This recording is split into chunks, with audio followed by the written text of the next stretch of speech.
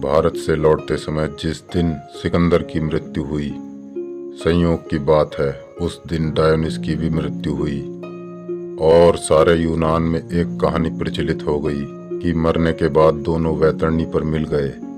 वैतरणी नदी पार करते समय सिकंदर आगे था, डायोनिस पीछे था, क्योंकि डायोनिस का देहांत सिकंदर की मृत्यु के कुछ देर बाद हुआ था। पीछे से किसी के हंसने की आवाज सुनकर सिकंदर को ख्याल आया, ये हंसी तो जानी पहचानी लगती है। उसने पलटकर देखा तो हैरान हो गया, क्योंकि पीछे वही फकीर था। ये देखकर सिकंदर ठिठक गया। उसकी कल्पना से परे था कि उस फकीर से फिर मिलना हो जाएगा। फकीर की बात सच साबित हुई थी। यात्रा अधूरी समाप्त हो गई। सिकंदर ने दुनिया तो जीत ली थी, मगर विश्राम न कर पाया। इसलिए डायोनिस हंस रहा था, लेकिन अपनी हीनता को छुपाते हुए सिकंदर जोर से हंसा और ऊंचे स्वर में बोला कि बड़ी खुशी की बात है, एक बादशाह और फकीर की फिर से मुलाकात हुई। डायोनिस और भी तेजी से हंसते हुए बोला, तुम ठीक ही कहते हो, लेकिन थोड़ी भूल करते हो कि कौन बादशाह है और कौन फकीर। बादशाह पीछे है और आगे फकीर। मैं सब कुछ पाकर लौट रहा हूँ और तुम सब कुछ खोकर लौट रहे हो।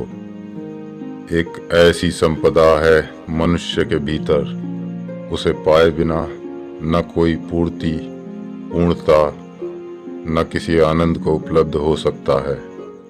एक ऐसा सत्य है मनुष्य के भीतर, एक ऐसा साम्राज्य, एक ऐसा सौंदर्य, एक ऐसा आनंद और आलोक कि उसे पाए बिना हर आदमी दरिद्र है, दीनहीन है, दुखी और पीड़ित है। फिर चाहे वो बाहर की दुनिया में कुछ भी पाले, अगर भीतर के जगत में उसने कुछ नहीं पाया तो उसकी सारी संपदा का मूल्य 2 कौड़ी से ज्यादा नहीं। और वो संपत्ति केवल प्रतीत होती है कि है, क्योंकि जो संपत्ति छिन सकती है वो संपत्ति नहीं, केवल विपत्ति है। और जो संपत्ति नहीं छीनी जा सकती वही संपत्ति है।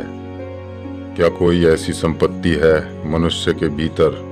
क्या कोई ऐसा सत्य है, क्या कोई ऐसा लोक है मनुष्य की चेतना में, जहां वो दुख और पीड़ा के पार हो जाए, अज्ञान और अंधकार के बाहर जान सके, मृत्यु के अतीत जान सके उसे जो अनंत और असीम है?